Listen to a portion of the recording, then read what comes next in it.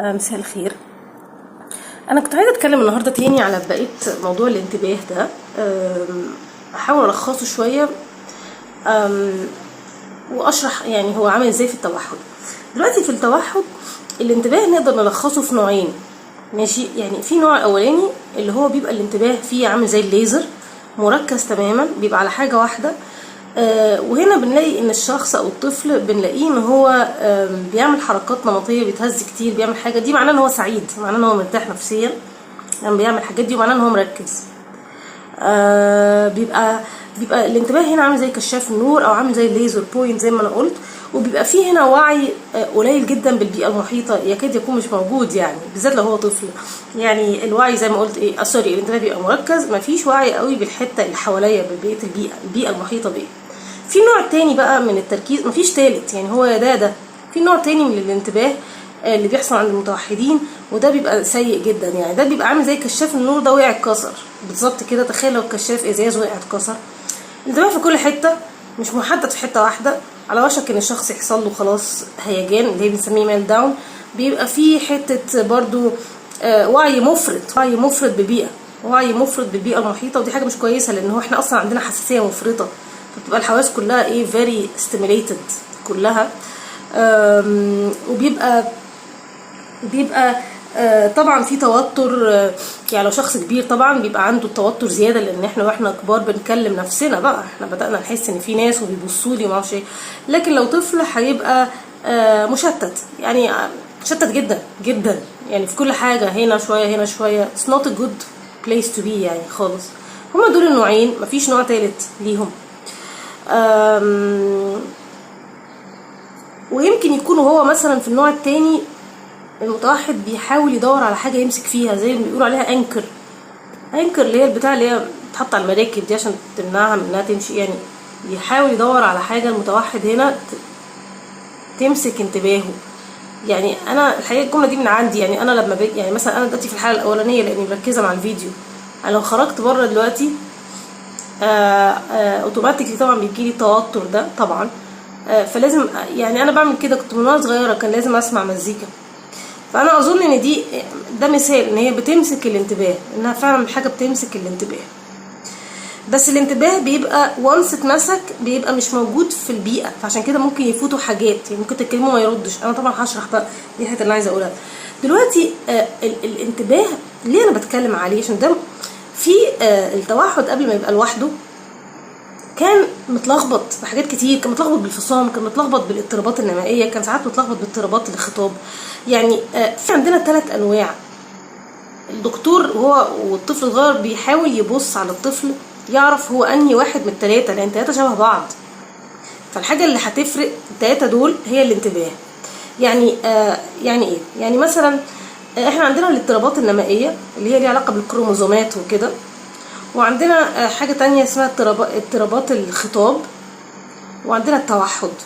3 شبه بعض جدا، وهو طفل شبه بعض نفس الحاجه تقريبا. لكن طبعا اللي بيعرف يفرقهم هو الدكتور، واللي بيفرقهم عن طريق الانتباه،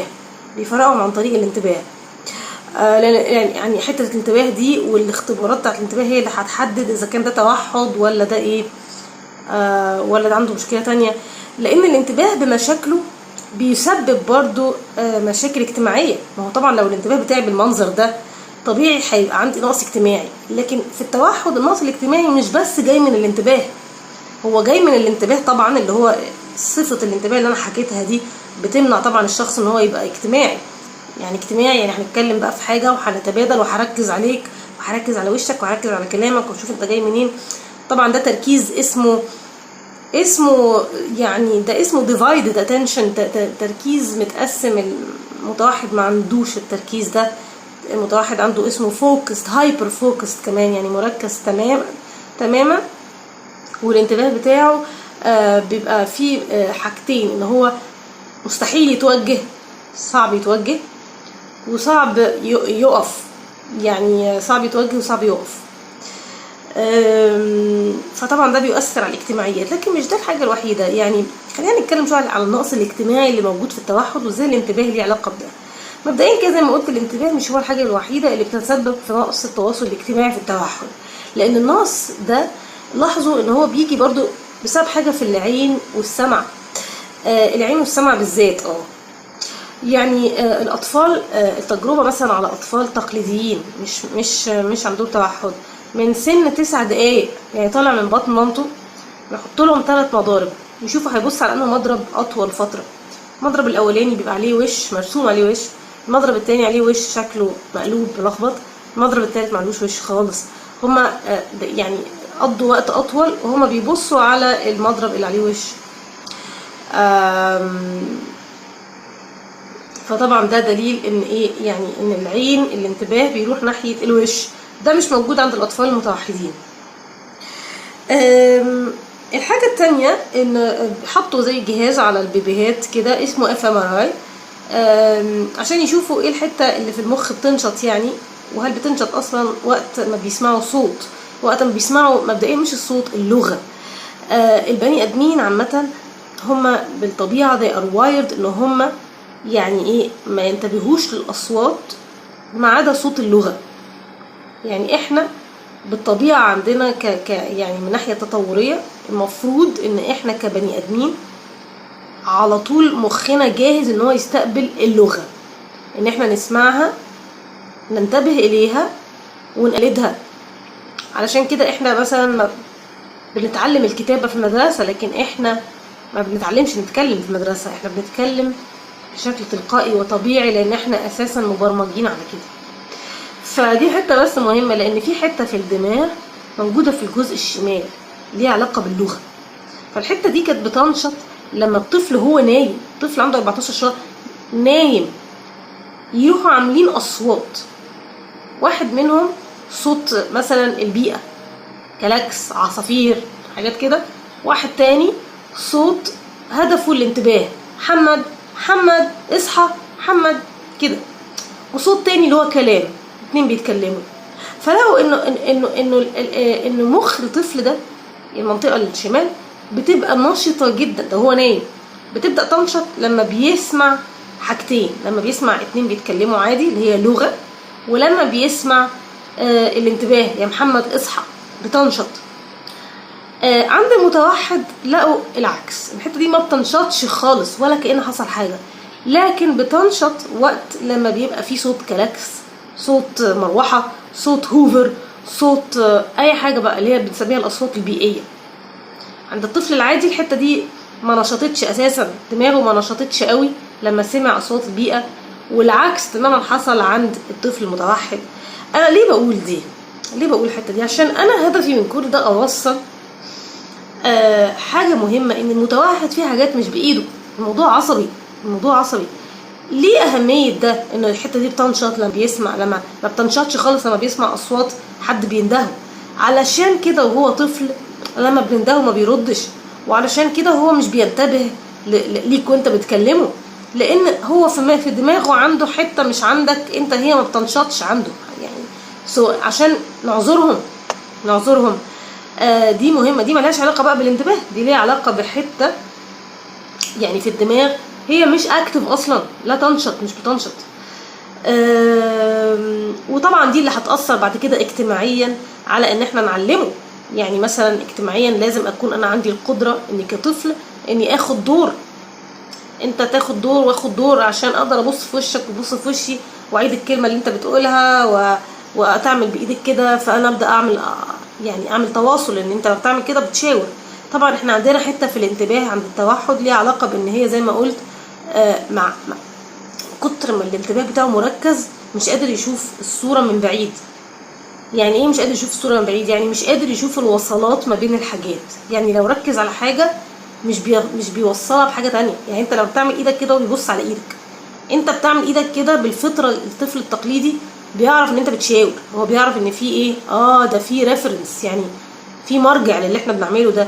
الطفل المتوحد ما عندوش المرجع ده، هو بيقعد معاك كده كل حاجة منفصلة، كل حاجة منفصلة، فما بيعملش تواصل.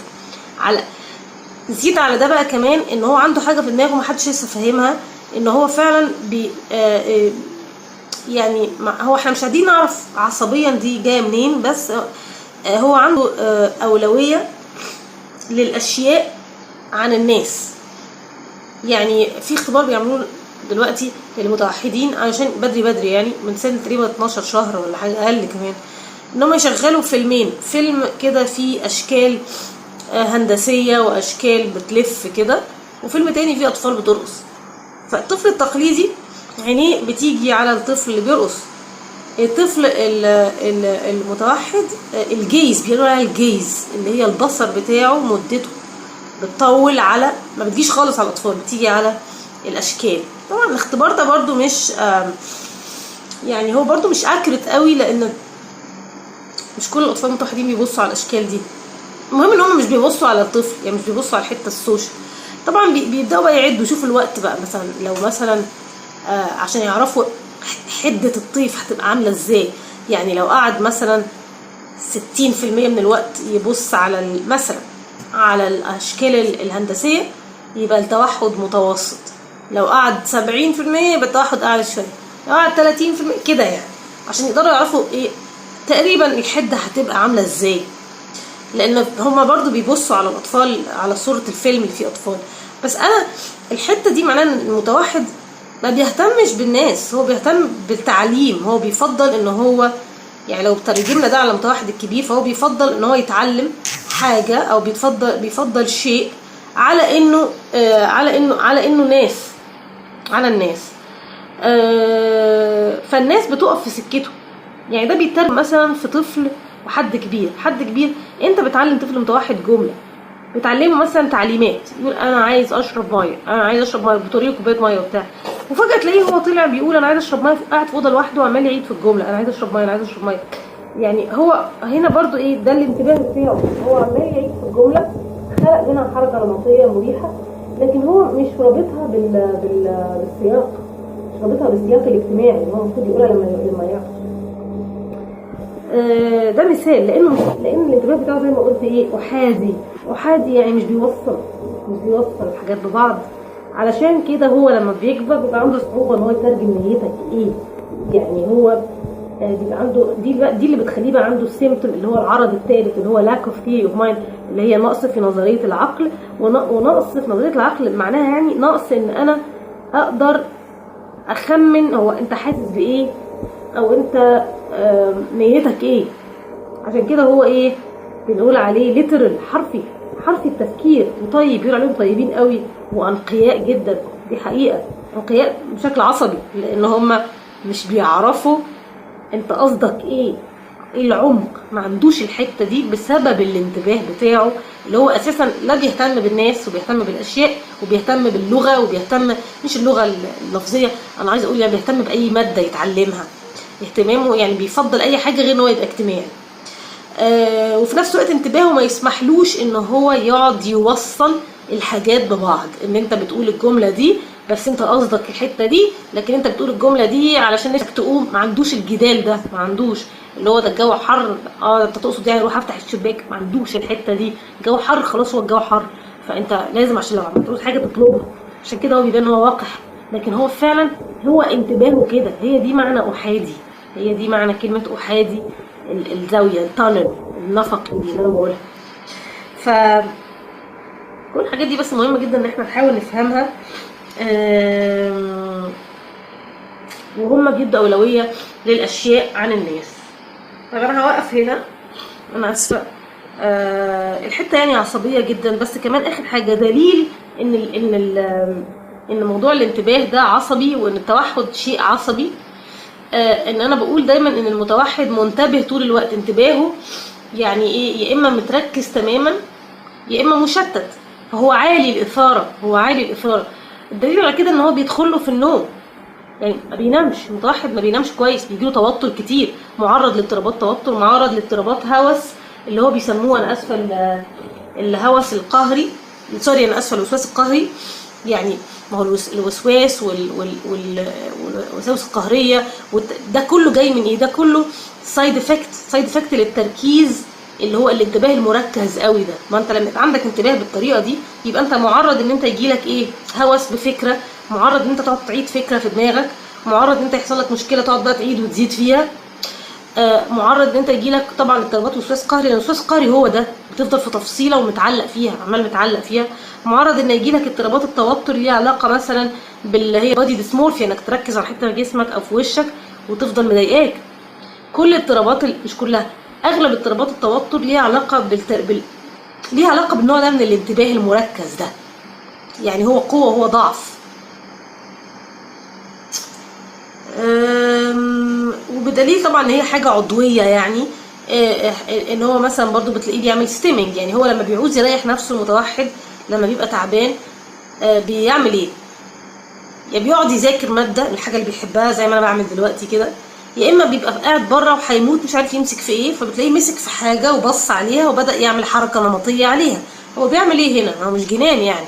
هو بيعمل ايه هنا؟ بيساعد نفسه يركز، لانه هو ما عندوش التركيز الوسط. يا تركيزه عامل زي الازاز المتكسر وده هو مش عايز ده، يا تركيزه عامل زي كشاف النور او الليزر بوينت. فهو بيعمل كده بالظبط عشان يريح نفسه. وبيعمل كده، ممكن يعمل كده وهو بيكلمك، ممكن يعمل كده وهو بيكلمك يروح مركز على حاجه قوي عشان يحاول يسمعك، علشان يخلي نفسه يركز معاك، ان هو مش مهتم وعنده مشكله اصلا هو يبص في وشك. يعني لان هو دي الحته اللي احنا مش فاهمينها قوي، هو ليه مش بيحب يبص على الوش؟ مش بس العين، هو مش بيحب يبص على الوش، هو بيفضل الاشياء. لكن هو ممكن جدا بتلاقيه هو بيسمعك يقعد يعمل كده، لان هو سمعك. ممكن هو بيسمع مزيكا يعمل كده، هو مبسوط، هو بيريح نفسه وكمان بيحاول يخلي نفسه يركز. انا كان عندي حاجه، يعني كنت انا دايما تركيزي كان دايما انا كنت بكره الفصل والمدرسه، وانا ما اعرفش، عمري ما ركزت عمري. وكنت بتريقوا عليا كمان، انا كنت بفتح بقي وبريل، يعني انا غصب عني لان انا ما كنتش مركزه. بس كنت عندي حاجه ان انا لما عاوزه اركز مع حد اقعد اعيد جملته في مخي، علشان انا كان بيساعدني اركز. ودي بتعمل لي انكرنج، يعني بتروح لما افكاري كده بدل ما هي متبعتره. بالظبط هي دي الكلمه، متبعتره دي. بس الدليل ان هو عضوي تركيز حرف الخاص، هو ان في توتر من الحاجات الكتير، وان في توتر في النوم، وان في هيجان، وفي حركات نمطيه، وفي تركيز. دي كل الحاجات دي موجوده في كل المتوحدين بشكل مختلف. تركيز على حاجه وان انا اعمل كده واتحرك عليها، اعمل ستيمنج. كل ده طبعا دليل ان الموضوع عصبي بحت. عشان كده بس ايه، ما نقعدش بقى نمسك متوحد نجبره بقى ان هو يبقى اجتماعي ويقعد يسمع. يعني هو عنده كذا مشكله اهو، كذا مشكله بالنسبه لك، يعني عنده كذا اختلاف. فما ينفعش ان احنا عشان كده اصل انا بعمل وعي عشان نوصل ان احنا نقبله. ما انت مش هتقبل حد مختلف الا لما تفهمه، لانك انت لو مش فاهم الموضوع ده عصبي، مش فاهم ده بكلمه بيردش، اقعد بقى اقعد فيه واقول عليه وقح واسوء سمعته عشان هو بكلمه بيردش. يعني طب ما انت فاهم بقى ان تركيزه مختلف. اديك فاهم تركيزه مختلف. الحته اللي عنده الشمال مش شغاله يا عم مش كلها، يعني الحته اللي ليها علاقه باللغه حطوا كده في اللغه، مع انه ممكن تلاقيه بيدرس لغه كماده يعني يحاول يحللها، لكن هي اللغه نفسها مش حتته. ما بيتعلمش باللغه، بيتعلم بالصور، لانه مش بيعمل ربط. اللغه اساسا ربط، اللغه كلها ربط، الصور مش ربط. الصور ممكن تديله توجيه. عشان كده برضه عشان حلوه هو عنده مشكله في ان هو يوجه الانتباه بتاعه ويعمل له نهايه. عشان كده لما بتجيله فجاه تغير له حاجه بيجيله هيجان، البال داون. عشان كده متوحد دايما يقول لك تديله فتره طويله قبل ما تعرفوا ان احنا على وشك ننتهي من النشاط ده، او على وشك نبدا نشاط تاني. انتوا تعرفوا من قبليها. ليه؟ لان التركيز بتاعه عامل زي الليزر. لو قطعته فجاه كده هيتحرق، ما ينفعش. لازم تحاول توطيه علشان هو مش منتبه لك اصلا. لازم كل شويه شده ناحيتك، تعرفه احنا هنخلص. كل ده كل ده عرض، هو مش غلط. كل ده الانتباه. يعني المتوحد ده حته كنت لازم نفهمها. يعني الشخصيه دي نتاج الادراك، والادراك نتاج الانتباه نتاج المعمار بتاع دماغه الاركتكتشر بتاع دماغه عامله كده. وكل ده احنا لسه كمان في حاجات كتير ما نعرفهاش، بس انا حبيت بس ادي كده شويه علوم عصبيه في الموضوع، لعل الناس اللي بتسمع هنا تفهم ان التوحد مش حاله نفسيه ومش صدمات والحاجات العبط اللي كانت بتتقال دي. عفوا شكرا.